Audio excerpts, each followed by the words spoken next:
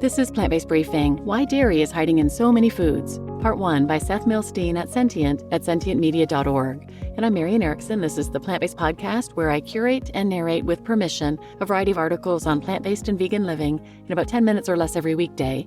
But today's is longer than that, so it's a two-parter. I'll read Part 1 today and then tune in tomorrow for the second half.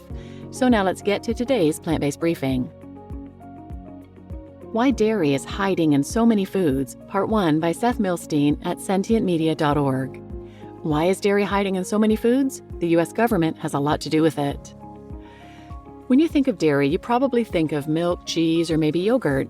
You probably don't think about hot dogs, flavored potato chips, canned tuna, or gum. And yet those are but a few of the countless foods that can stealthily contain dairy. Why do so many foods have milk byproducts in them? It's in part because powdered milk is a highly versatile cooking ingredient. It's a cheap way of fortifying other foods with protein, and many chefs also see it as an easy way to improve the taste and texture of otherwise non-dairy foods as well. However, much of milk's ubiquity boils down to one simple fact: the U.S. government wants people to eat dairy. Although we couldn't find evidence that the government is directly selling cheap dairy to food manufacturers, it's done just about everything else it can to pump as much dairy as possible into the nation's food supply. To further answer the question of why dairy is present in so many foods, let's zoom out a bit and take a look at how milk became an ever-present ingredient in modern foods. How the USDA promotes dairy consumption. Many people think that the USDA's purpose is to promote nutritious eating, and to an extent it is, but the agency also exists to promote, support, and protect the financial well-being of the American agriculture industry.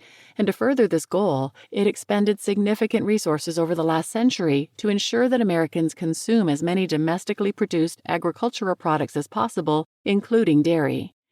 There's an obvious conflict of interest between the USDA being a promoter of major U.S. agricultural commodities and at the same time being behind the dietary guidelines for Americans, Alyssa Hamilton, author of Got Milked, tells Sentient. Hamilton notes that the USDA's My Plate program, which replaced the classic food pyramid in 2011, advises Americans to have dairy with every meal. The ostensible reason for this is that milk is packed with calcium, but so are almonds, figs, kale, and plenty of other foods. The difference is that the almond, fig, and kale industries aren't nearly as big as the dairy industry. They're promoting the agricultural commodities that are important to the U.S. economy, Hamilton says. If there was a big pumpkin seed lobby and Americans grew a lot of pumpkin seeds, there'd no doubt be a magnesium food group in the dietary guidelines. A brief history of the rise of milk in America. Up until relatively recently, cow's milk wasn't widely consumed.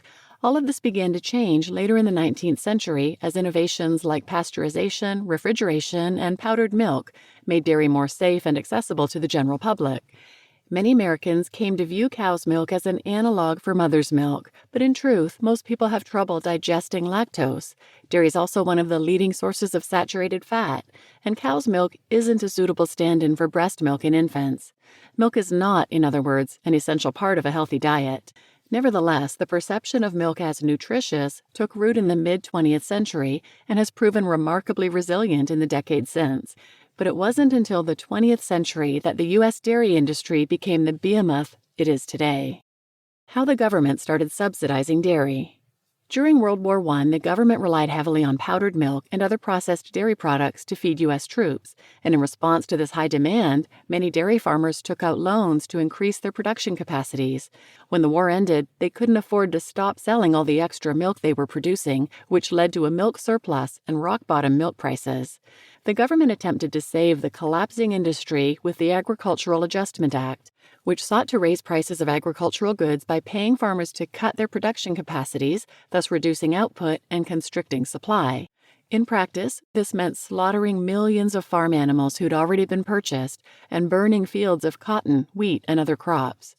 This was the federal government's first major intervention in the American dairy market on behalf of dairy producers, and almost a century later, this entanglement has only grown and deepened. There have been countless federal programs aimed at stabilizing dairy prices, protecting the financial well-being of dairy farmers, and encouraging Americans to consume as much dairy as possible. Some of these initiatives have yielded unexpected consequences.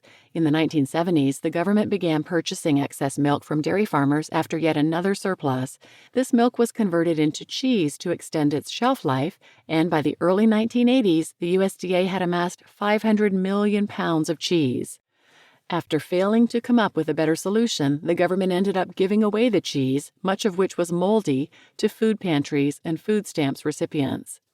Incredibly, the USDA revived this cheese purchasing program in 2016 as plummeting demand for dairy products had resulted in yet another milk surplus. The government started buying up cheese again and now has a record 1.4 billion pounds of cheese stored in warehouses across the country. But the intermingling of big dairy and the federal government is perhaps best illustrated by a post-World War II law that continues to affect millions of American children every day, the National School Lunch Program. How dairy producers offload extra milk to kids. World War II produced a similar cycle as World War I, with a spike in dairy production during the war and a subsequent milk surplus afterwards. This time, the federal government's solution was to offload the extra milk onto America's school children, which it did via the National School Lunch Act in 1946. This law has played an enormous role in shaping children's diets over the last 75 years, and nothing illustrates this better than its dairy requirement. During World War II, the government wanted to bump up dairy production because they needed powdered milk for soldiers overseas, Hamilton says. But the farmers didn't get a lot of money for powdered milk, so they had to come up with some kind of demand for fluid milk. And what better consumers than growing kids? You can just dump all this excess milk into the schools. The law created the National School Lunch Program, which funds free or low-cost meals to millions of children in public schools around the country. But in order to participate in the program, schools must serve lunches that meet specific requirements, and one of those requirements is that every school meal has to include fluid, low-fat or fat-free cow's milk. There are other requirements as well, but they're pegged to specific nutrients, not specific foods. Meals have to contain a certain amount of protein, for instance, but that protein can come from meat, plants, legumes, or anywhere else. But the milk requirement is different, as the National School Lunch Act explicitly says that every school lunch must include a cup of fluid milk. Schools aren't allowed to serve non-dairy substitutes unless the child declares a disability and brings in a doctor's note, or in some cases, a note from a guardian. As a result, the dairy industry has effectively locked in school kids as a captive market for milk. Deborah Press, the Associate General Counsel at the Physicians Committee for Responsible Medicine, tells Sentient. The law also states that schools in the lunch program shall not directly or indirectly restrict the sale or marketing of fluid milk products by the school. This provision led to a lawsuit in 2023 when administrators at a Los Angeles high school told a student she couldn't hand out literature criticizing the milk industry unless she also promoted the benefits of cow's milk. Her school had got milk, dairy promotions every day in the morning announcements, Press tells Sentient. She just wanted to share information about factory farming and pollution and was told she couldn't do it without also promoting milk. Ultimately, the Los Angeles Unified School District settled the lawsuit, while a companion lawsuit against the USDA is still ongoing. You just listened to Why Dairy is Hiding in So Many Foods, Part 1 by Seth Millstein at sentientmedia.org. And I'm Marian Erickson, your host. Tune in tomorrow for the second half of this episode, where you'll hear about how this went from a historical accident to entrenched policy in the U.S., and how dairy checkoffs are entrenched in corporate America with twisted results, like bringing Domino's pizzas to school lunches in America. So please share this episode with anyone who might benefit, and thanks for listening.